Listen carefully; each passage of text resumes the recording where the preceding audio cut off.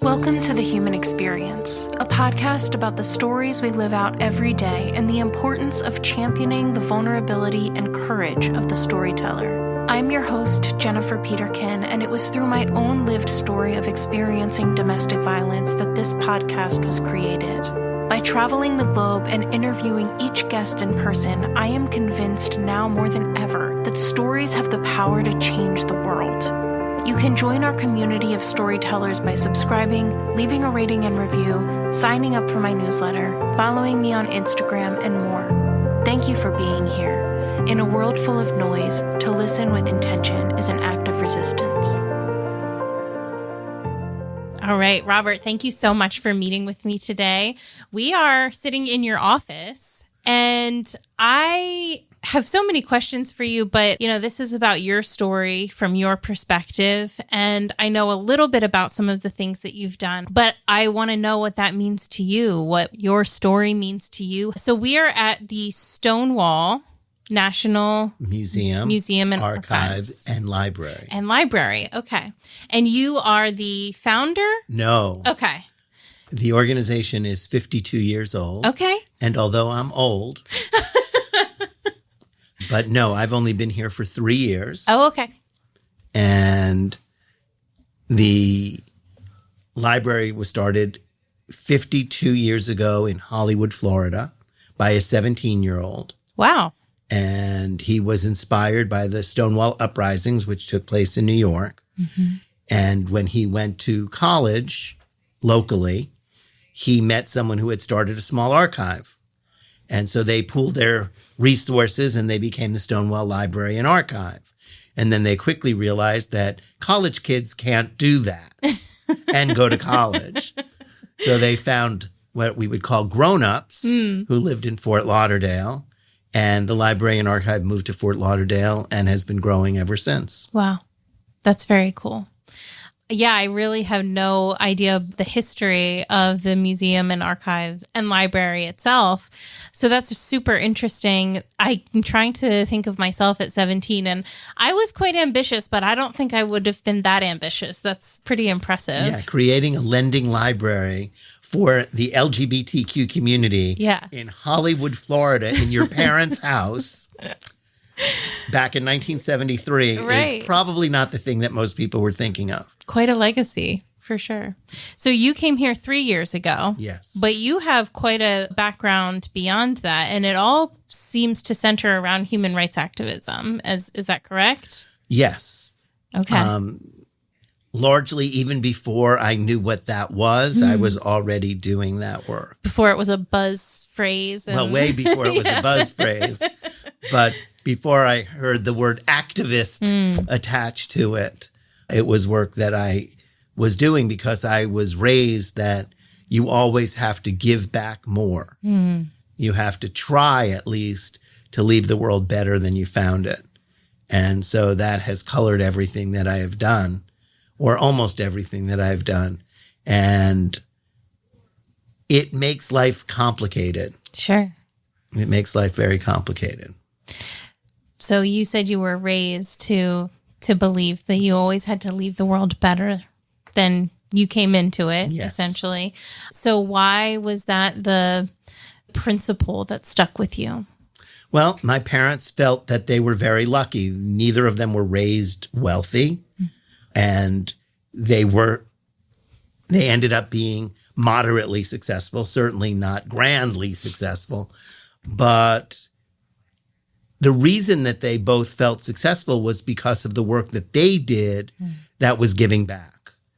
The work that they did that made money was not nearly as rewarding as the other things that they did. And so that was instilled, at least in me, that to find the inner happiness that we all seek, because that makes life worth living and makes life enjoyable, came from the things that they did that made other people's lives better. Yeah. And so being raised and witnessing that, they didn't even have to say anything. I mean, it just became clear and obvious that was a pathway to finding something good within yourself, which made everyday life far better than it would otherwise be.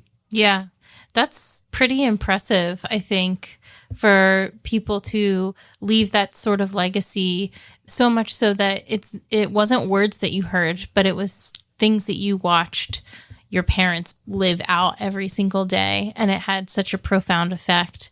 I just think that's pretty incredible for anybody to do. And so absolutely kudos to your parents for, being who they were and instilling that in you, and not making it something that you were pressured into or you felt a weight or a burden about it, but just that it was the key to success in life was to do for others. I think that's a pretty incredible lesson to learn early on. Absolutely. Absolutely. And I'll never forgive them for setting that example. But at the same time, it has allowed me to be in interesting places at interesting times and meet amazing people all over the world. And for that, I'm very grateful. Yeah. I do wish that it made more money. Sure. Which it does not do. But the stories and the life experience are unusual.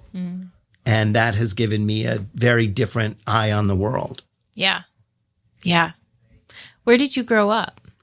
In New York. Oh, okay. The New York metropolitan area. And what did your parents do? My father's job was selling supermarket equipment. Okay. Mostly shopping carts. Oh, interesting. And yes. And my mother was a psychologist. Oh, wow. Okay. Or, yes, was now. And what was your first memory of realizing what it was to give back or to serve others? The one that I remember most was when Martin Luther King was assassinated. You're way too young to remember that, but I still do. And that was 1968. And I was transfixed by the television when that happened, and them showing him on the balcony and getting shot and all of that. And what sort of shocked me is how little I knew about Martin Luther King Jr. Now it seems that we should all know. But back then, our worlds were very segregated. Yeah.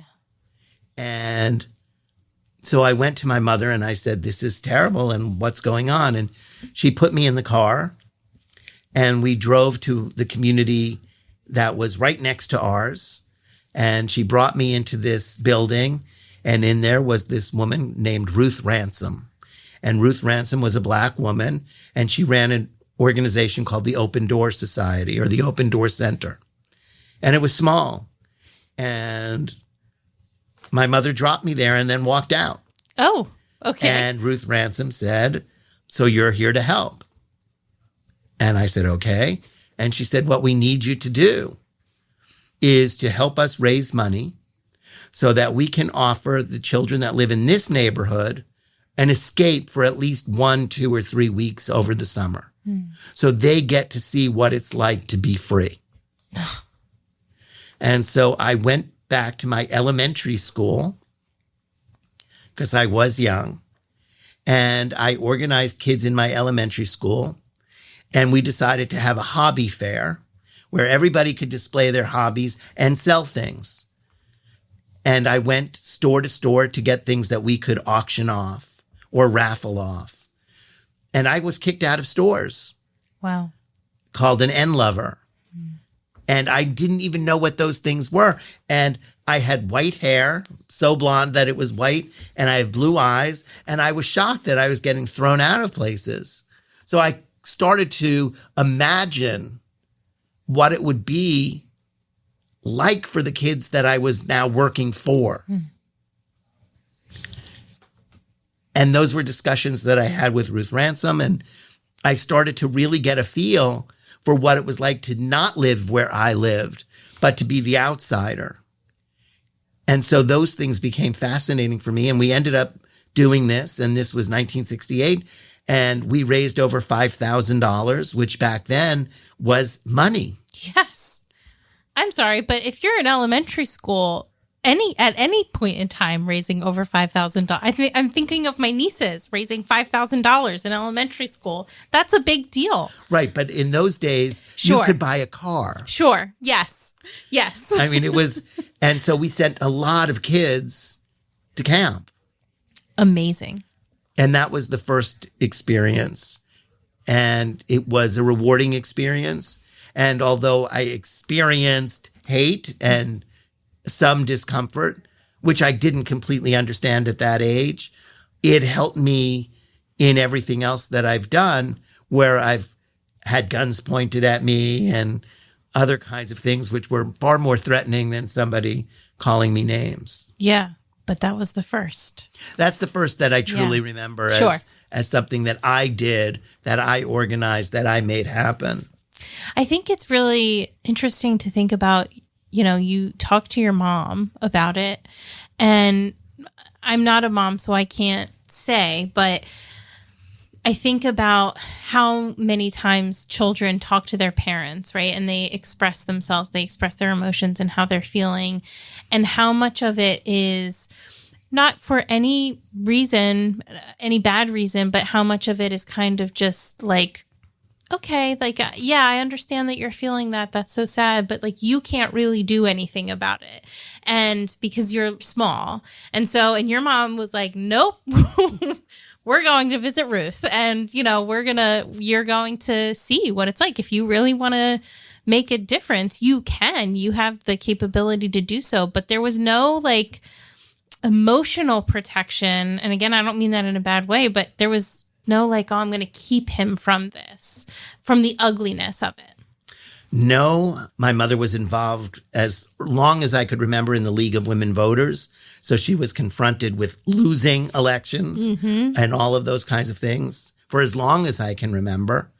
And so, no, there was definitely no pretense, no fears, she didn't put anything on me that would make it seem that it wasn't something that was doable. Yeah. And that it was the right thing to do. And then, of course, I watched everything about Martin Luther King Jr., and I learned more of that story. And then I became fascinated with the history of the civil rights movement. And then I became fascinated with the traditions of slavery in this country and the Constitution and all of that. And so it really was a rabbit hole for me that I still am fascinated by. And I understand, in a way, why we are where we are today. Sure. Because the same battles are being fought literally on a daily basis. Right. Yeah. Because in a lot of ways, this is all very much by design.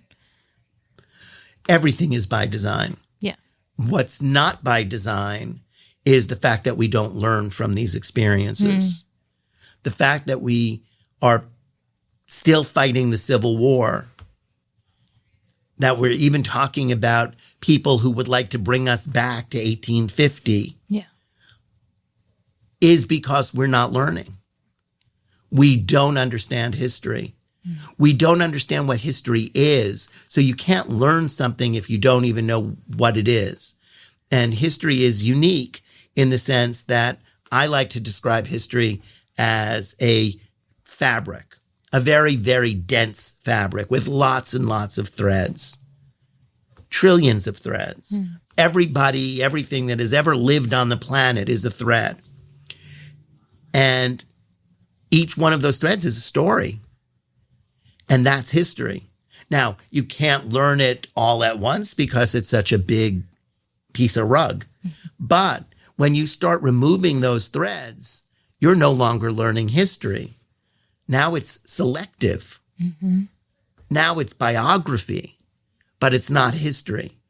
Because to know the history, you have to know how they interrelate with one another, how they hold together, how they impacted each other. So one of the things that I like to remind people of is many people have heard of John Adams. John Adams was George Washington's vice president for 8 years. the second president of the United States for 4 years. But in those days, those people didn't really get paid. John Adams was from Massachusetts. He was the first president to be in the White House. How did he pay for it?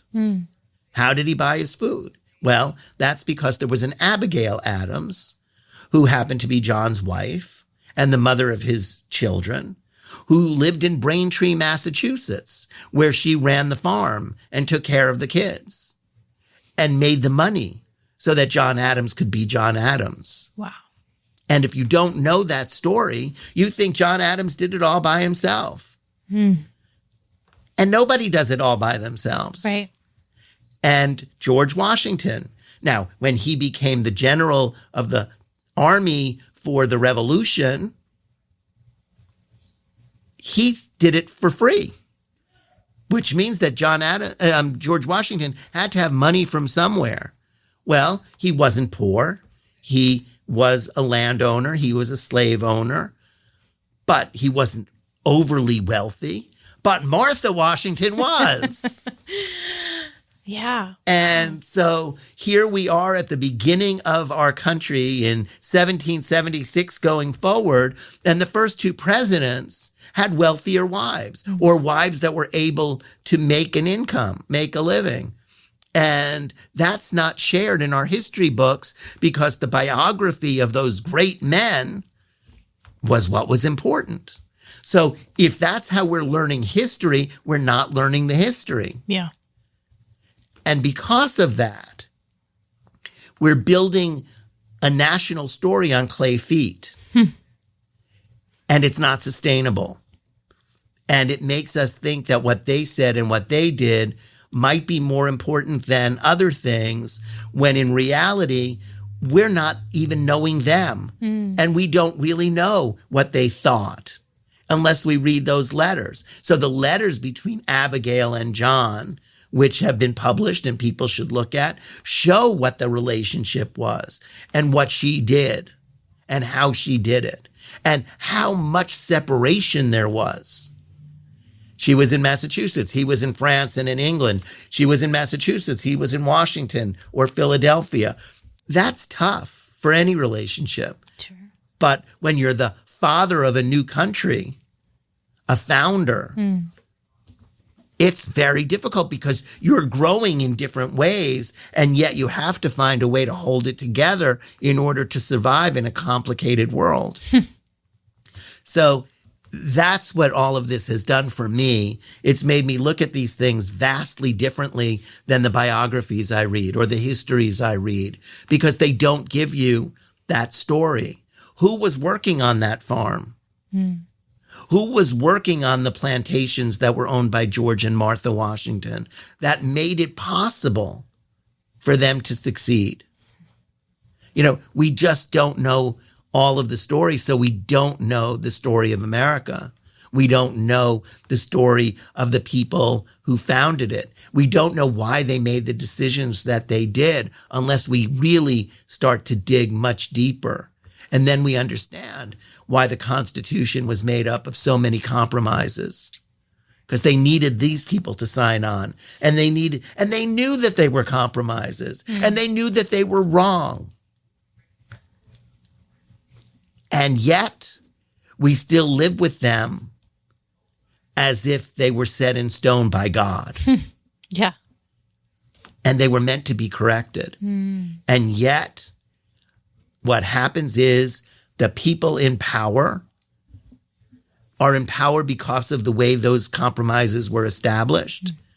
And they don't want to lose that power. They don't want to lose that wealth. They don't want to lose those contacts. They want to make themselves important. I remember as a kid going into houses that were near our house, and the only book that was on display was the Social Register, which is a book that contains the names and the lineage of those who came over on the Mayflower. Oh, wow. It's not a thin book anymore. It's many generations since the Mayflower. But that was what they were proud of, is that their lineage were the first people to come here and establish that foothold in New England. Okay? Yeah. But that's a very small fraction of what America is supposed to be about, but that's where those people still live. And that's extraordinary. And why? And what have they done? And where did they go? And what did they do? And all of those things are what make this country what it is, but we don't know them. How many people have seen the social register? How many people have run through and seen how many of their neighbors are in the social register and knowing you'll never be in the social register? Sure. Yeah. Wow. So history is an amazing thing, but history looked at in its complexities and its totality is far more interesting than what we're exposed to. Oh, I agree. And I feel like in a lot of ways, it's something that I have just started to dip my toe into, right? And it's been years, but it's still,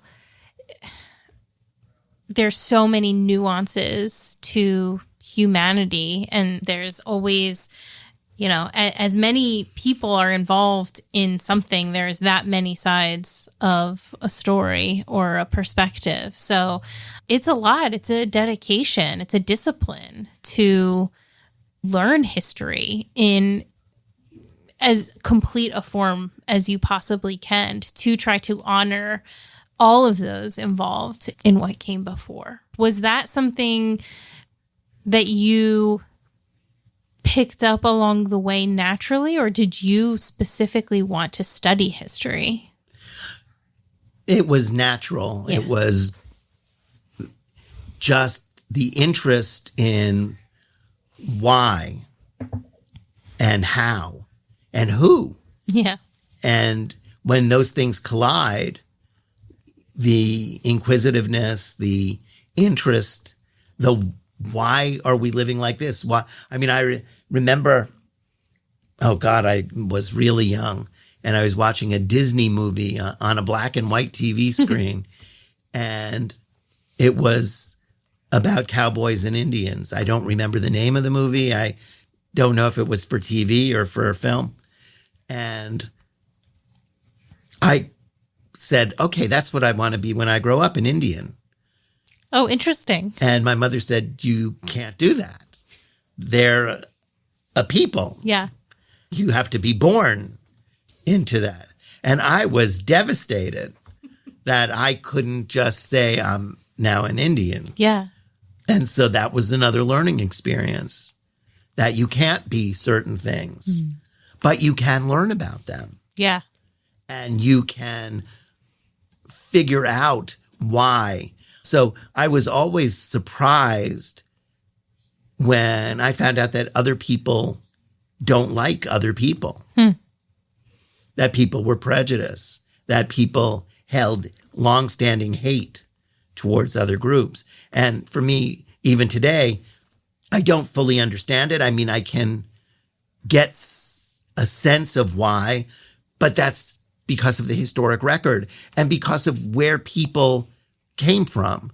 You know, we came from Africa as these small creatures that were more worried about surviving the night because there were saber-toothed tigers and other animals out there that we would make a nice meal for. And we lived in caves and we lived in trees and we lived in other kinds of hiding places. And as we changed and as we had fire and as we ate meat and as we did this and as we did that, we got bigger and we got stronger. And going from the intimacy of living in a family or a small group, we started to have tribes, and then we started to have villages and communities and got bigger and bigger and knocked all the other humanoids off the planet. But that took hundreds of thousands, millions of years. Neanderthals aren't here anymore. There are other species of humanoids that are not here anymore.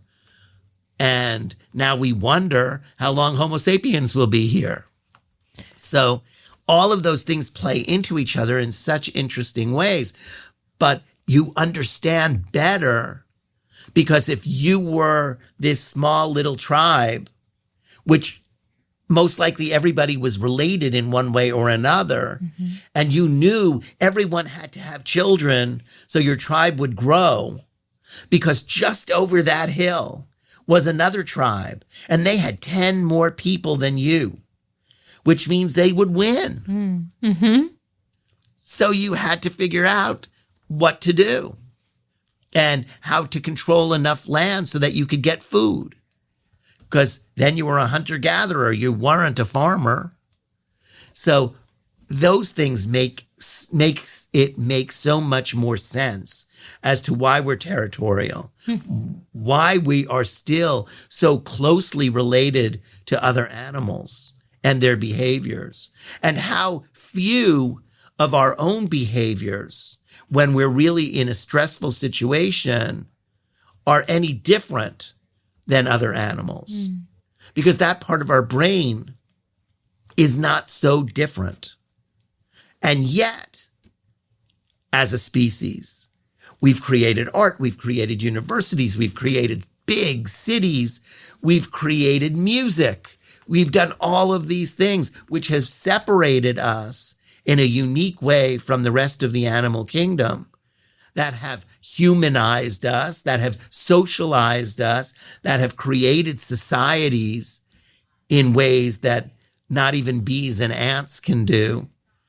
And yet, our animal instincts, our primeval animal instincts, often come out, and we make enemies, scapegoats of other human beings. We should be beyond that. And so delving into that and seeing where anthropology and sociology and history come together to try and figure out what makes us human and what is the difference between humans that strive for human rights and living in a social and civic community versus humans that are just trying to survive. And I know that when I started this program for the chancellor of the New York City Public Schools, I went in and I said, I want to work with the kids that no one wants to work with. And the chancellor said, well, don't expect any success from that group. And I said, that's fine, but nobody wants to work with them. And so I was given 3 schools initially. And what I discovered in those schools is that even the children, and not all of them only spoke English, some spoke Spanish, some spoke Chinese, but they were poor. It was some of the poorest congressional districts in the United States of America. But what I realized that many of them didn't have a vast skills in language. And so I had a group from Brooklyn, and we went out, and there was this one kid, and his vocabulary was extraordinarily limited. And whenever someone would say something that he probably didn't completely understand, his first response was violence, because he didn't have words. Mm-hmm. And that made him always on edge. And so when we would be in certain situations, I would stand behind him. And we were in one place where they got to work in a kitchen to see what it was like for an entry-level job, because most of these kids didn't know anybody who worked. They didn't know anybody who had a real job. They were really on the streets, a lot of them. And so we would go to places where you could get entry-level work, kitchen work, or custodial work, or those kinds of things. Not because we were pushing them into those kinds of jobs, but just so they knew that the better they did in school, the higher up on that ladder they could start. Sure. So instead of going in and introducing them to executives, which was completely out of their realm, we went in and started with people who had the same amount of education as they did. And then they would say why it was important for them to stay in school, why it was important for them to learn to read and write. And it was much more valuable coming from them than coming from me or coming from their teacher. And so with this kid, we're in a white tablecloth restaurant. They've all just come out of the kitchen where they were preparing food, and now they were sitting at a table with a white tablecloth and knives and forks and napkins, something that some of them have never, ever seen. And someone said something to him, and the first thing he did was grab the knife. And I put my hands on his shoulders, and I could feel his shoulders drop, and the knife went back down, and then everything was okay. But the first response was survival. And I learned an awful lot about people through that program. Oh, I'm sure. Wow. So what did you actually go to school for? Well, I started as a drama major. Did you? I did. And then I sort of had a disagreement with the head of the department. And I was asked to leave the drama department. Oh. Which I was happy to do. And I became a history major. But it was only after 2 years or 2+ years in the theater department. Did you want to have a career in theater? Well, I've done my first off-Broadway play. I played a Puerto Rican delivery boy. And Kelsey Grammer, who went on to play Frasier, was the prop manager. What? So I was the actor and he was crew. So success is what I'm hearing. Well, not for me. No, that was the success right there. But then I was writing music and I was performing in nightclubs. So I performed in nightclubs in New York and in Beverly Hills and just a little. And I did 5 films in California. Well, cast in California. Okay. But they were all over. Now, I know you've done a documentary. So is that counted in that? Or is this? Okay. The documentary, which I wrote and produced, was done on the Holocaust. And that was shot in Poland. And it was part of a program called March of the Living. And the program brought about 7,000 kids from 25 countries from around the world to Poland to learn about the Holocaust at the camps.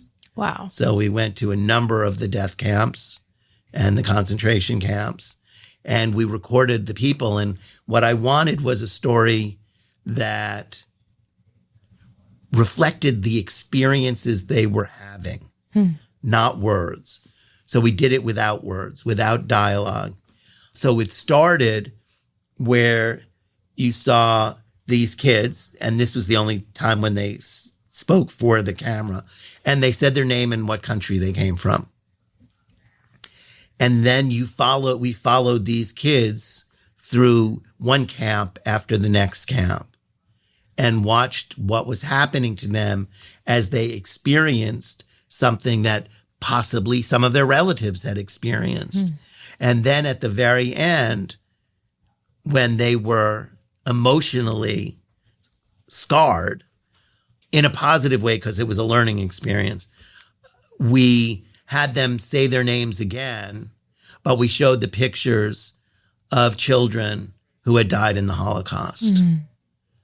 So that notion of being alive and being excited at the beginning and then hearing some of those very same names and knowing that the picture you were seeing was someone who perished, that's how our lives are. Some people have the luck of the draw and others do not. And just by the grace of God, those families left Europe and went to South America or went to wherever, and they survived. And their families made it possible for them to have lives elsewhere. Yeah. So it was a very powerful project. And I shot it with a Ukrainian-based crew. And the music was original music written by someone in Moscow. And it was performed by a symphony orchestra. Wow. Which back in 1990 was all possible because the Soviet Union hadn't broken up yet. Right. So this was all coordinated with the Soviet Union, and we got archival materials from the archives in Moscow. So it was really a very exciting thing to do. Yeah. How did that come about? I mean, you are like all over the place in the best possible way. The opportunities that you've had and the things that you've pursued. And I know we haven't even, I feel like, scratched the surface, but how did you find yourself moving down these paths? I met somebody. I became involved in the march. I went on the march. I said it has to be recorded. I started working on what was the 50th commemoration of the Babi Yar massacre. Babi Yar is a place in Ukraine that a yar is the Ukrainian word or the Russian word for ravine. Okay. So the name of this ravine was Babi or Baby. And that was where the Nazis did the first mass execution of Jews in World War II. Oh. And what they wanted, before that, they created ghettos and encampments and concentration camps, which were not death camps. But they hadn't started the mass execution. And they came into Kyiv. Then it was Kiev, part of the Soviet Union. And they rounded up the Jews. And they marched them from their homes in the inner city to what was at that time just outside the city in a Jewish cemetery. And there in the cemetery was this ravine. And they made them take off their clothes and put their valuables on tables and give their names because they were very German, the Nazis. And then they lined up everybody, women, children, and men, naked at the ravine edge. And then they mowed them down with machine guns and then pushed the bodies into the ravine. And then the next group. And I think in the first week, they killed 40,000 people. Oh, my God. And because people were crying and screaming, they put up speakers and they played dance music. So people that lived nearby wouldn't hear the guns and wouldn't hear the people, but would hear dance music. And to make sure people couldn't escape, the roads were lined with barbed wire, soldiers with machine guns, and German shepherds. Oh. So they had no way to escape.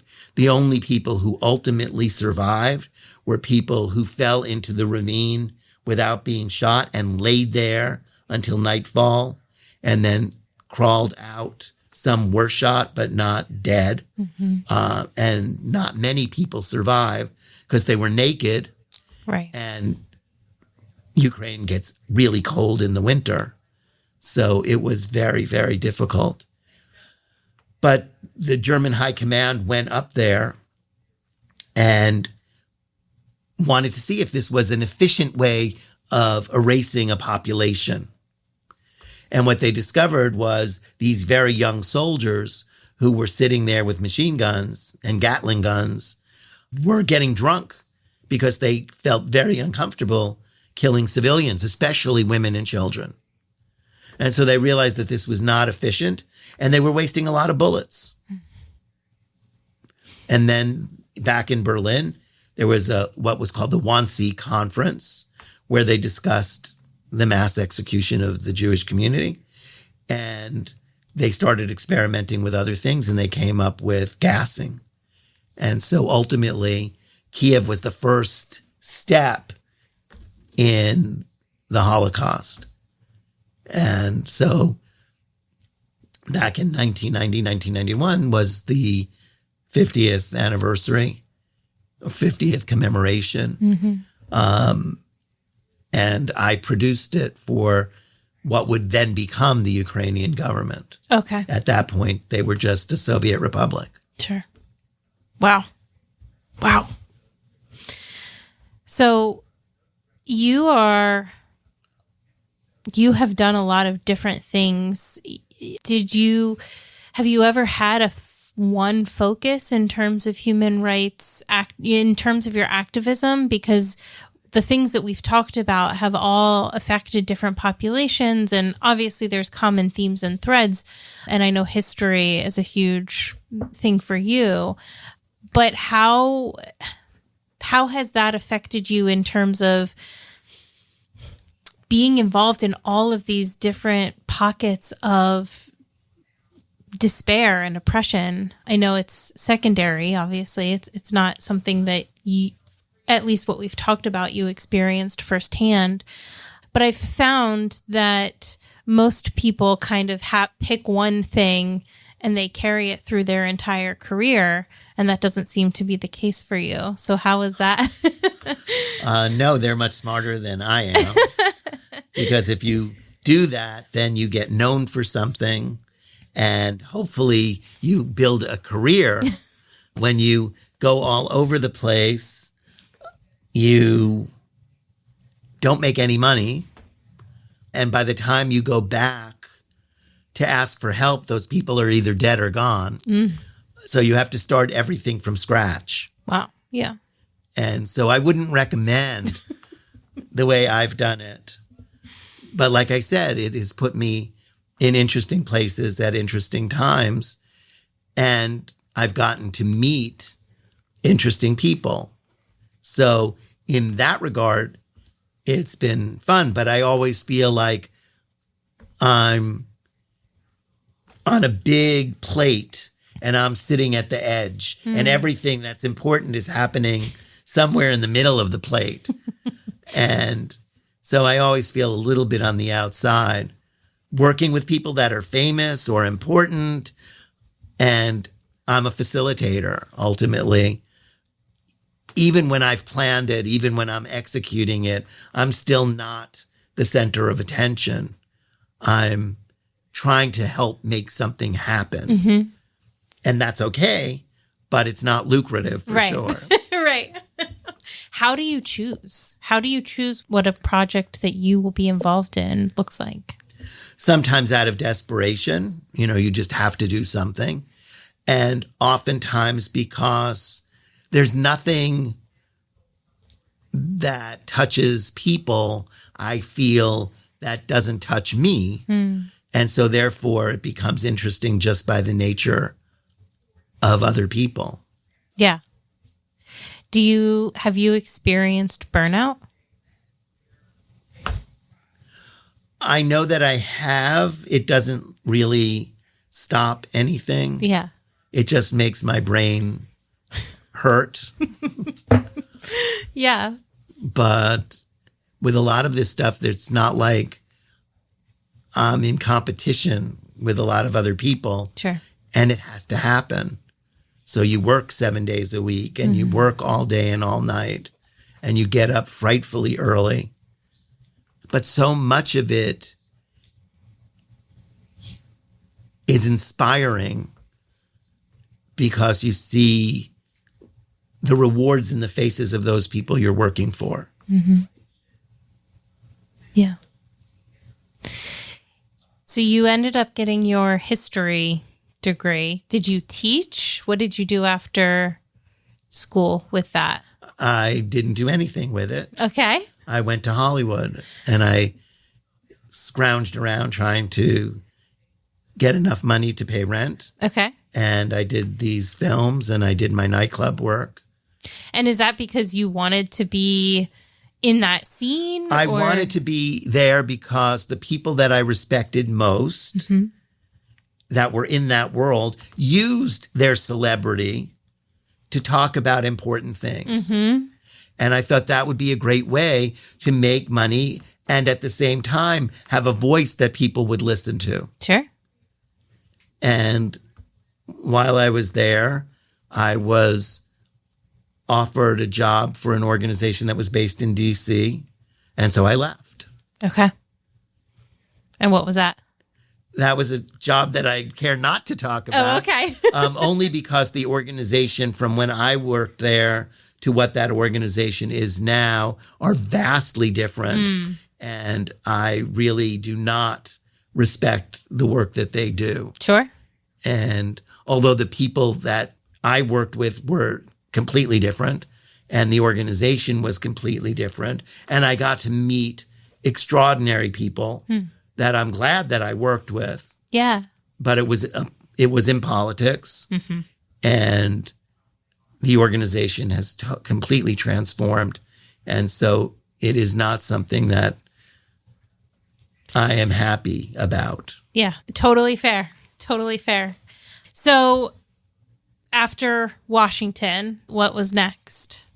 Well, actually, I was in their New York office and commuted back and forth very, very, very often.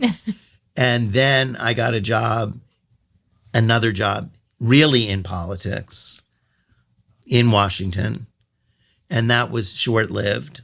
But once again, I got front row seat with a lot of people who have been in power, are in power, or will be in power. For better or worse. It's always for better or worse. And then I left there and started my own consulting business called Irenics, which is a word that means the art of conciliation and peacemaking.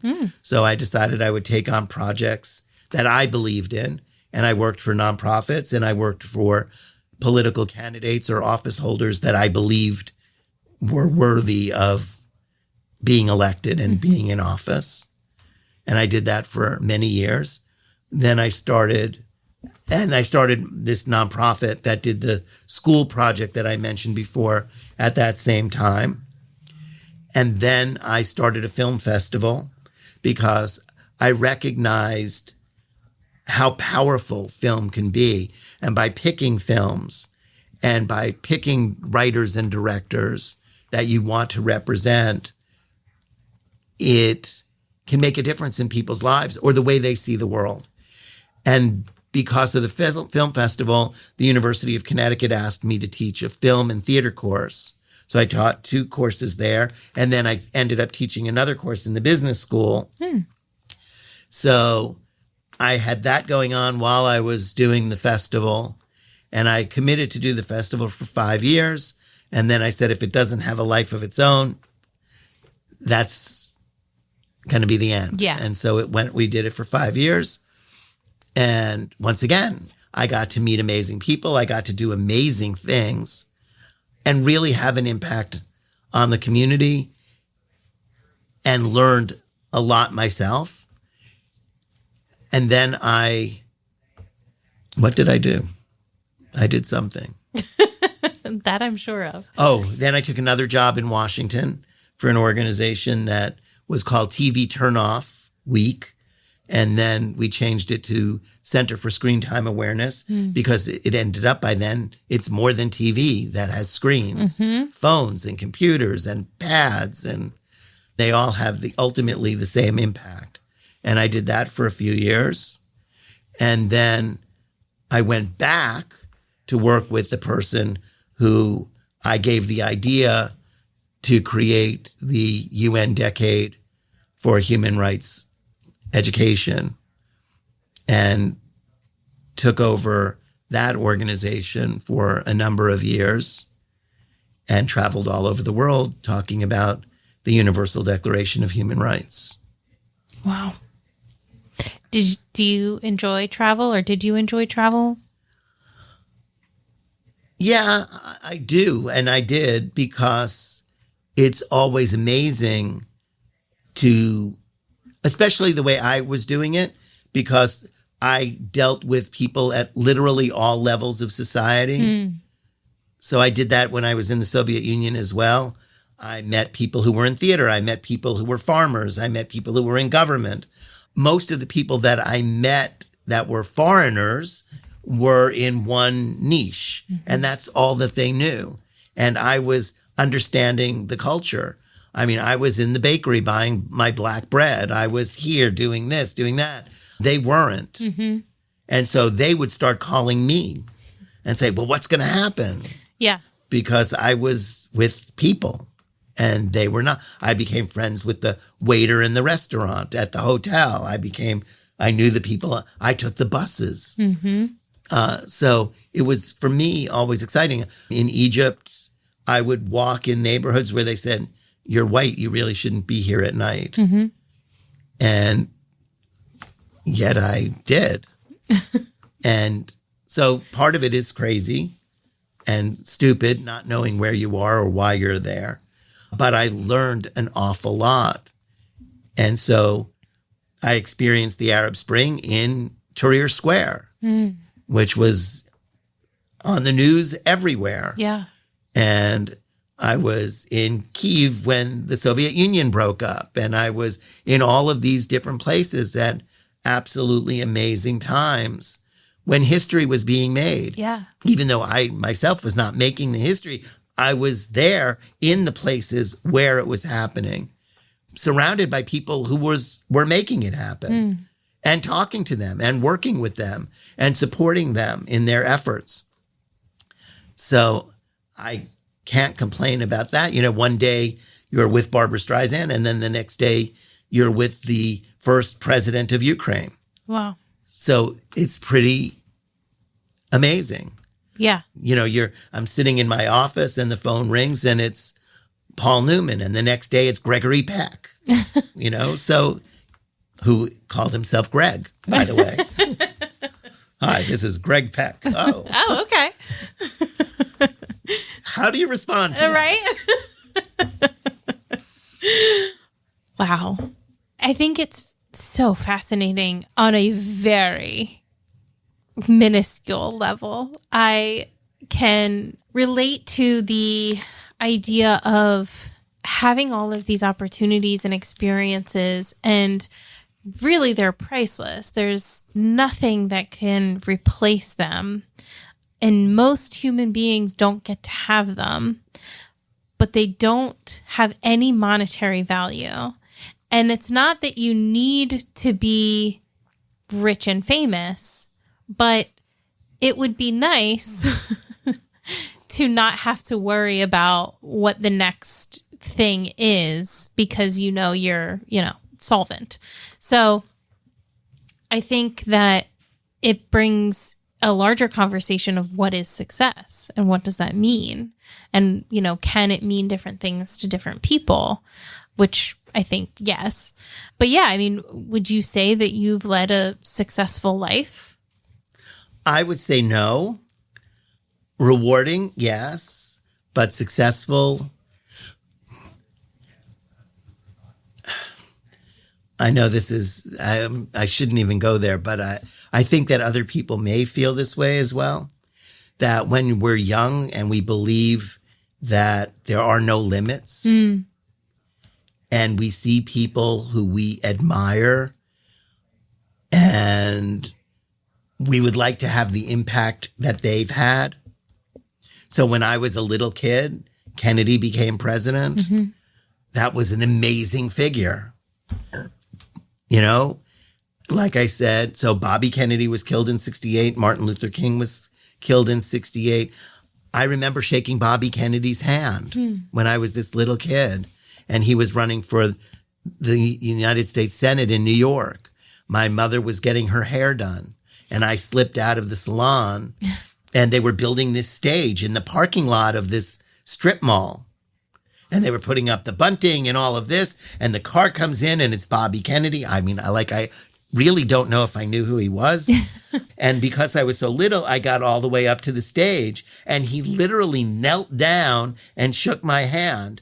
Wow. And I remember running back to the salon and telling my mother I would never wash this hand. Of course I did. But I was so thrilled, and I think that had a lot to do ultimately with what I chose to do, because he became this huge figure. Mm-hmm. And that was when he was going into the Senate. He won that election and became a United States Senator. And he was just so amazing. And then, of course, he ran for president. And I was old enough then to understand what was going on.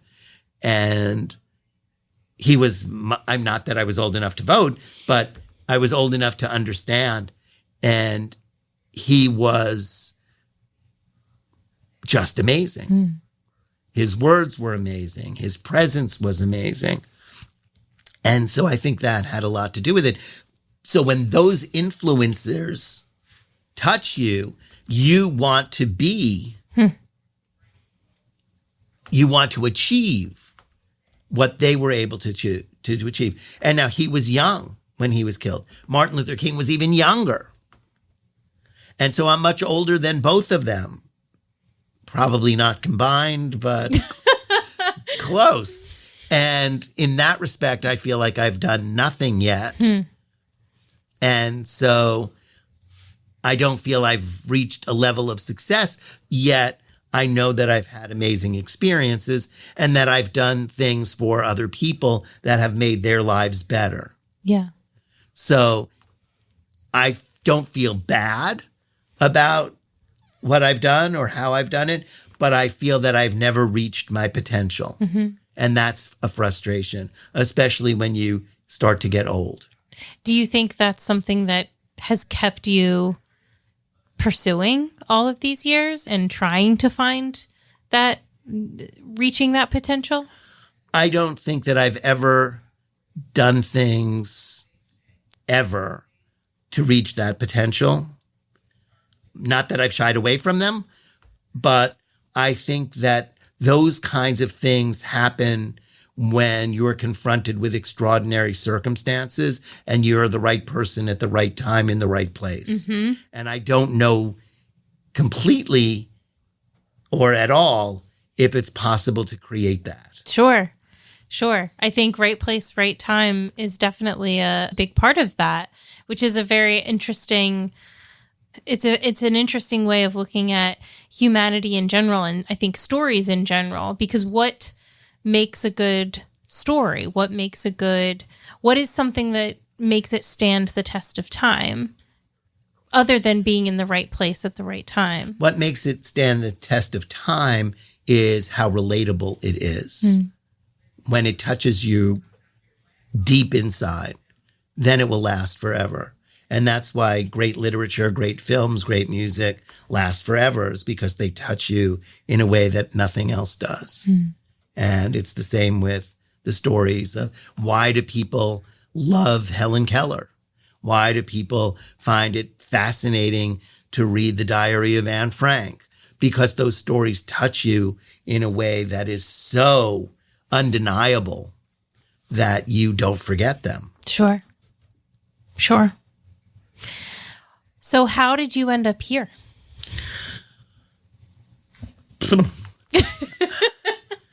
I ended up here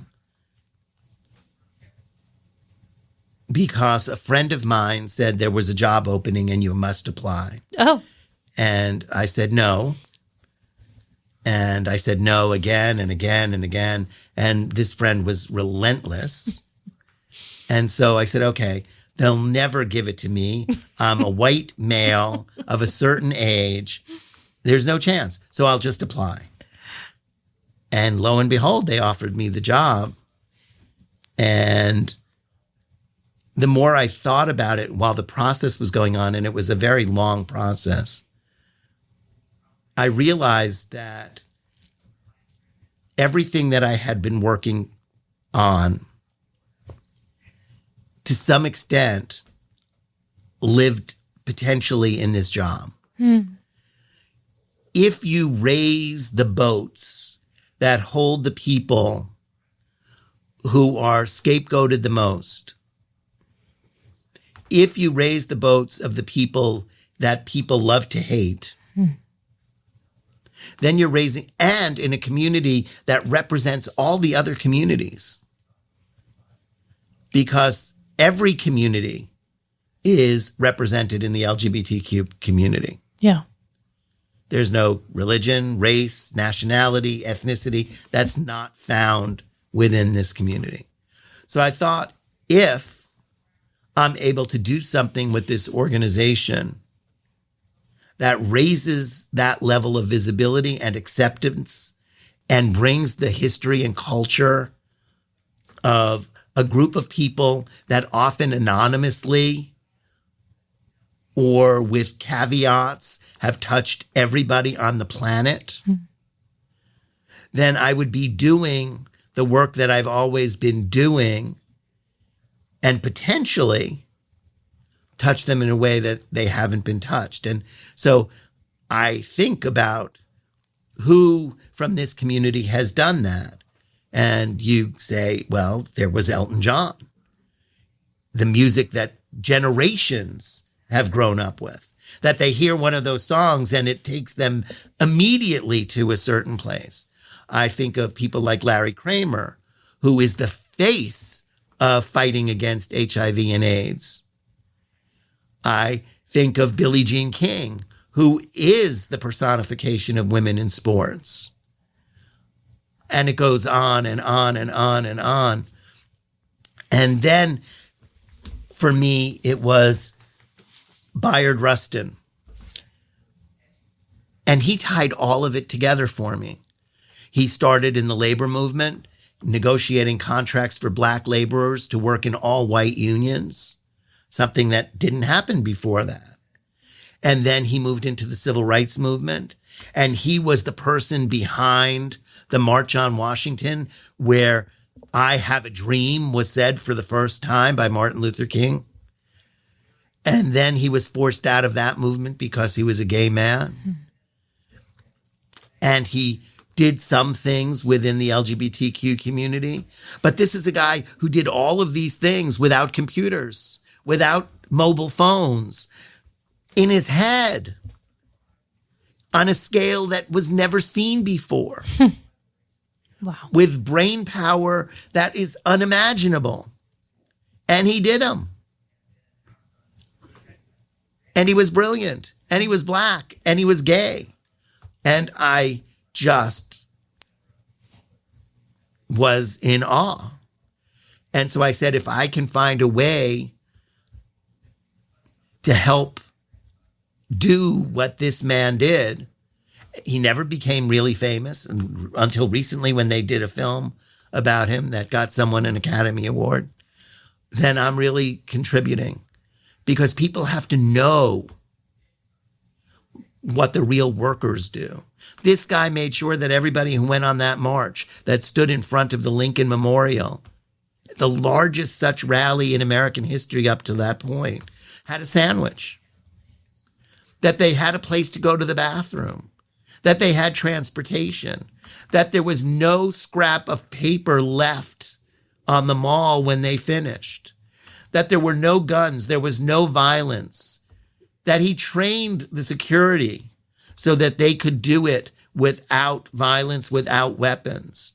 I mean, this guy is the person who taught Martin Luther King how to do things with nonviolence. He took the guns away from the people who protected the King family, because he said, you can't say it and then not do it. I mean, this is a hero. And unfortunately, for too many, an unsung hero.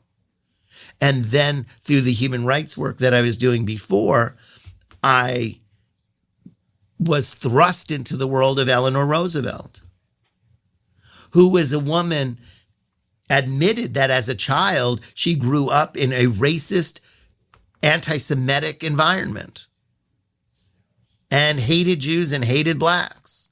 And she became the greatest crusader for the marginalized and the minorities, not only in the United States, but around the world.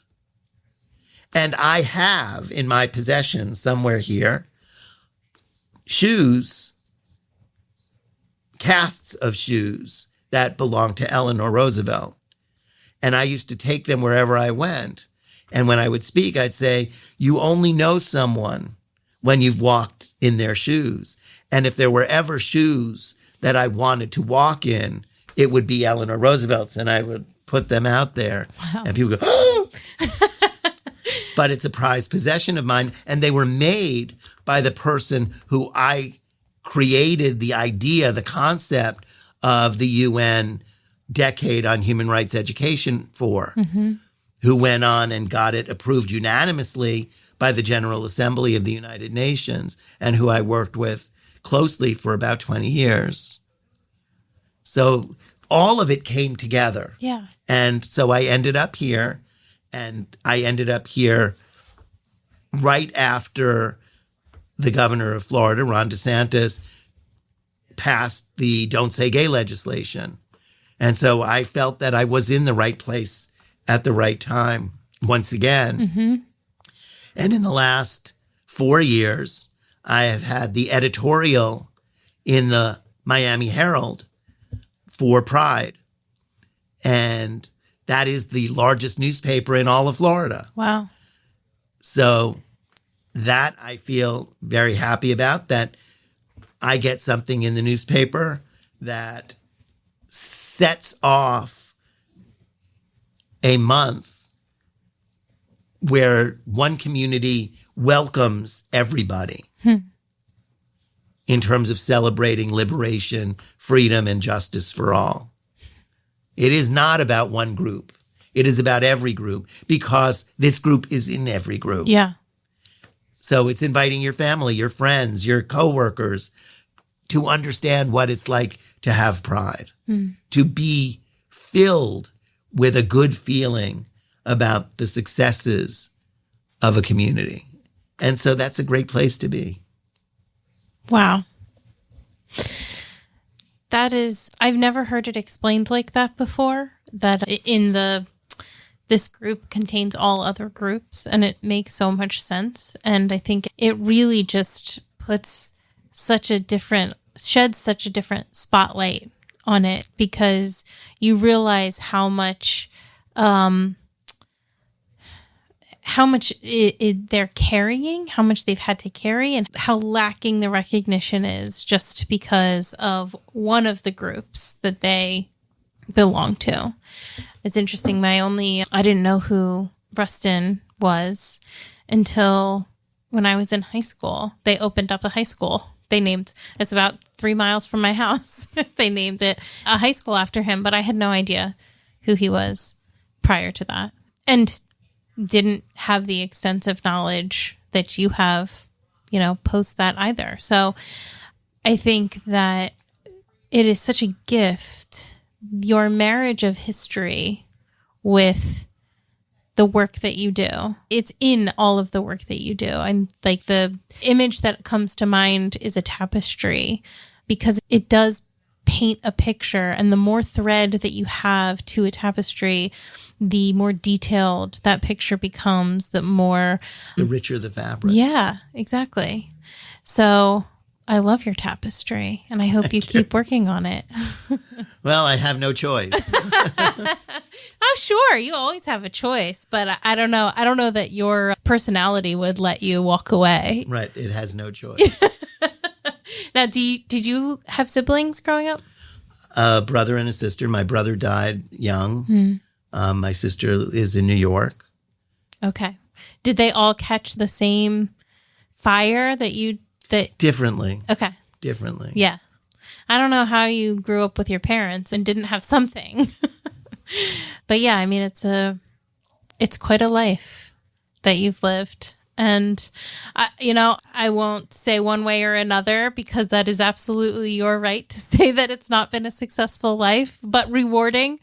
But I think that there is such need for people like you who are willing to be the facilitators, because, unfortunately, we all can't be at the right place at the right time to get that stroke of luck to be the Greg Pecks of the world.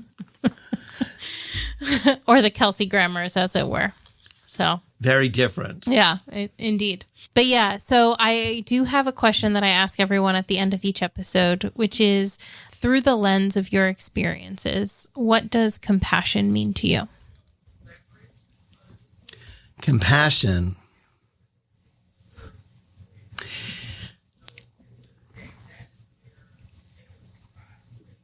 To have compassion is to care at least about others as much as you care about yourself.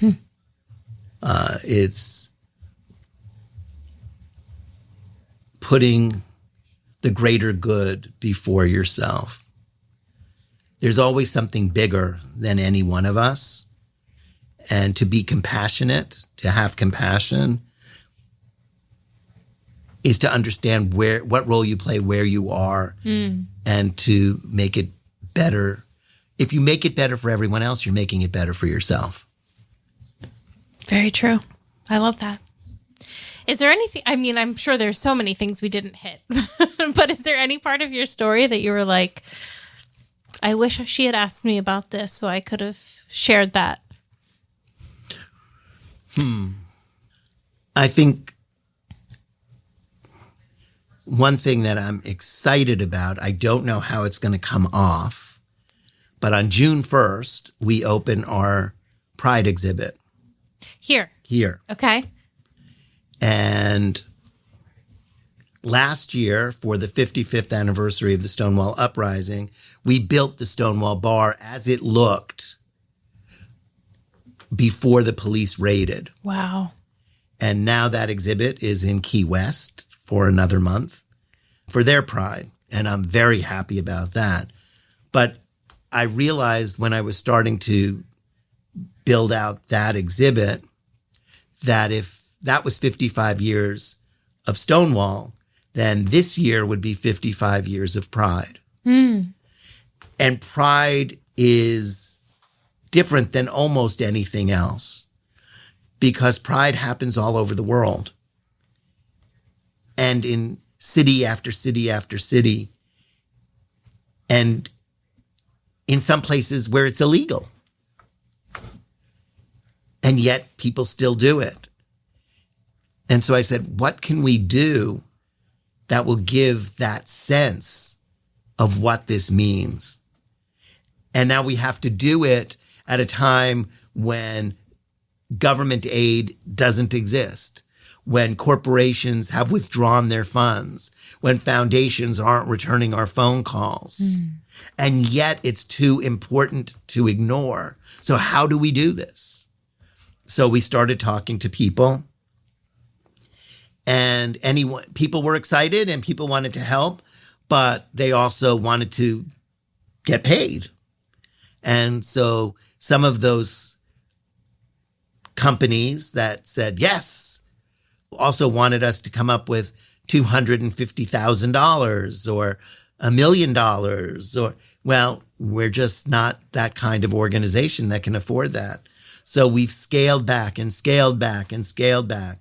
But the idea of this exhibit is to create an immersive experience so that when you walk into the space, you are surrounded by screens that will take you from 1970 to 2025 in 31 different locations around the world in 15 minutes. Wow. With the music that was highlighted in those years. And we'll see if we can pull it off, but it's not going to be easy. But we're determined for this, in this 55th anniversary year, when so much of our community is under siege, where parts of our community are actively being targeted, that we have to remind people that Pride was a protest, that it came out of the Stonewall experience, and that what we've learned is that when there are obstacles, they can all be overcome, and we always come out stronger on the other side.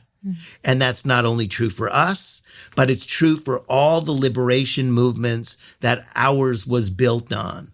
We are always standing on the shoulders of the heroes that came before us. And the LGBTQ liberation movement was built on the labor movement, the civil rights movement, the women's movement, and all the other movements. And all of those people are still here, at least in memory, because of their achievements. We are a library that has the story of over 30,000 authors. Wow. We are an archive with millions of documents. We are a museum that puts up way too many shows every year because all of these stories need to be told. Yeah. And we're a really tiny, tiny, tiny, tiny staff. Yeah, I've been on your website. There's like 4 of you. So, well, and they're not all, 2 of them are part-time. Yeah. Yeah. So we're, on most of this, we're one person. Wow. And that's why it's 7 days a week, all day and all night, to try and get this stuff done. And that's why when my family sees me, when I go home, they're surprised at what I look like. Well, thank you for sharing that. How does the local community interact with the museum? Well, we're not a bar. We're not the beach. So it's a struggle. There are people who are great, and there are people that if you walk down the street here would not even know that we exist. Sure. Yeah, I mean, you're pretty close to the action, so, but not in a... Not close enough. Not close enough, but and also not in the way that, not in the action that everybody else is looking for, like you said, the beach and the bar. So what ways do you see, or what's helpful for you guys to, in terms of building community or building interest? We try to find things that interest people, and we try to create our exhibits around those things. But communication is very difficult in this age. When it was just 3 television stations and 3 newspapers that captivated the world, if you got picked up, people knew. Yeah. Now, people, if you do underwater basket weaving, you could stay in that bubble for the rest of your life. Sure. And not know anything else about anything else. And so what I've noticed certainly is that whereas by now somebody would have emerged as a counterweight to what's going on in Washington, but people go up and down so quickly because it's one medium and then it's another medium and then it's another platform and then another platform, and people bop up and down like whack-a-mole. And so nobody catches fire. Nobody resonates with masses. You have to have so much money. Yes.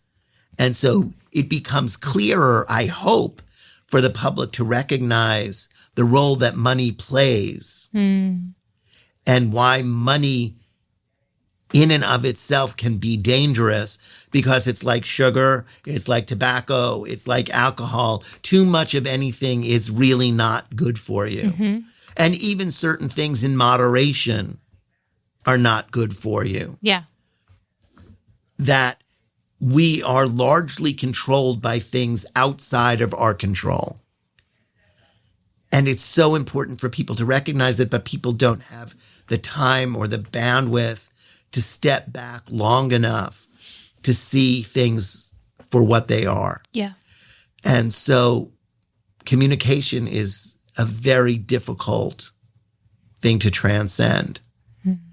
Because even if you're in the Miami Herald, who reads the Miami Herald anymore? Even if you're in the New York Times, how do you make that story have legs so it's picked up by others? Even if you're on Rachel Maddow, I've never seen Rachel Maddow, so I only know that people talk about her. I know people talk about 60 Minutes. Yeah. But that's like it. What was in the New York Times, what's on Rachel Maddow, and maybe what's on Saturday Night Live in the soft opening. But there are very few other things that people repeat and repeat and repeat and repeat. Sure.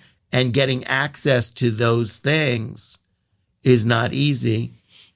Or to get the president of the United States to attack you on Truth Social. That also might work. But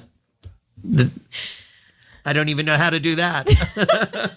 I don't know how to get above that line so that I would even get recognized. Yeah.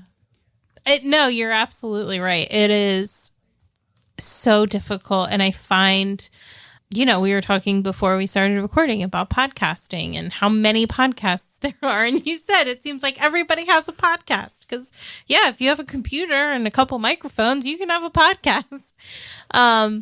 It is hard because there is so much noise, and not to say that, what I am doing is transcendent of noise, but I think that there are people and movements out there that are trying to still build and make connection through authentic storytelling, through authentic experience. But it's hard. You have to wade through a lot to kind of get there, and to try to keep people's attention it's like you might get in front of their face, but are they going to just keep scrolling because we can, and we do. So it is for sure an uphill battle. And I can only imagine for, where you guys sit in Florida and, in the broader context of all of these things. You're not in New York City. Or in Hollywood, California. Yeah. Yeah. No, or Washington, D.C. But they're 3 places. Yeah.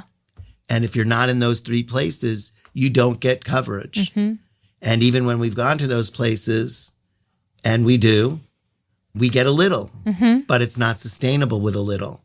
Right. And so it's hard. And then I see other organizations that are in those places getting more regular coverage, and they're complaining about the fact that they're not getting traction. Yeah.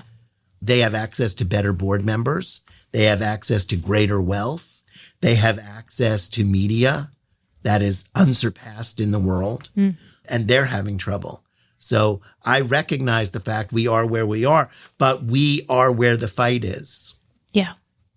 We are where the fight is.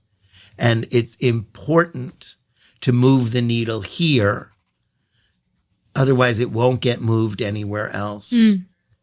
And other people believe that they are the center. But it really this last war on civility started here with a governor who emulates the current president, who was the past president, who emulates people who challenged other people having human and civil rights. Right. And made it a campaign and has kept that campaign going. And others have picked up on it because of its success in raising money. And I hope that people will pay attention. I hope enough people will pay attention. You'll never get a majority of people to pay attention. Life is too hard. Just trying to survive is too hard. Trying to put food on the table, trying to pay the rent, trying to get to a doctor, trying is so hard. And most people struggle just to survive. And paying attention to anything other than that is just too much. Sure. And so you don't need the majority, but you need to get to a tipping point. It's just like Moses climbing to the mountain and Martin Luther King climbing on another mountain, and they can see into the promised land, but they don't get to go. And then I'm reminded, also a biblical story, that Noah built an ark, and it rained for 40 days and 40 nights, and the world was flooded, and everything that was on the ground was dead. And then at the end of that, there was a rainbow. And that said that it was going to be okay. Didn't say it was going to be easy, but said that it would be okay. And now we have rainbows everywhere. Someplace they don't want them, but they're there. And that rainbow is not for one group of people, but it's for the children of the rainbow who represent all of those other people. Because the children of the rainbow have walked in the shoes of all those other people. And then they found their own shoes. And so the children of the rainbow, the LGBTQ community, has, in my opinion, an obligation, a responsibility to reach out and invite people in. We know what it's like to live with people who want to divide us. So we have to be the group that decides that it's time to unite us. And you can do that under a rainbow. Wow. Beautiful. Well, I will be certainly thinking about you in the upcoming month and wishing you nothing but success and the attention that you need and deserve. And I'll make sure this comes out in June as well, just to highlight that. But we'll link to everything in the show notes so people can follow along with what you guys are doing, even if they're not local to the area. We've got a lot of people all over the world. So, but see if they can follow along and be involved in what you're doing, even from afar. So thank you. Thank you so much for your time and your stories and your history. I'm serious. I think you should just do some lectures because I'll pay for them. You're a great storyteller. So, listening to you tell history is quite fascinating. So maybe you should start a podcast. Well, thank you so much for your time. I appreciate it. I know you're very busy. And again, wishing you the best of luck. Thank you. Thank you for listening to The Human Experience. If you enjoyed this episode and you'd like to help support the podcast, please subscribe, share it with your friends and family, share it on social media, and rate and review it on Apple Podcasts and Spotify.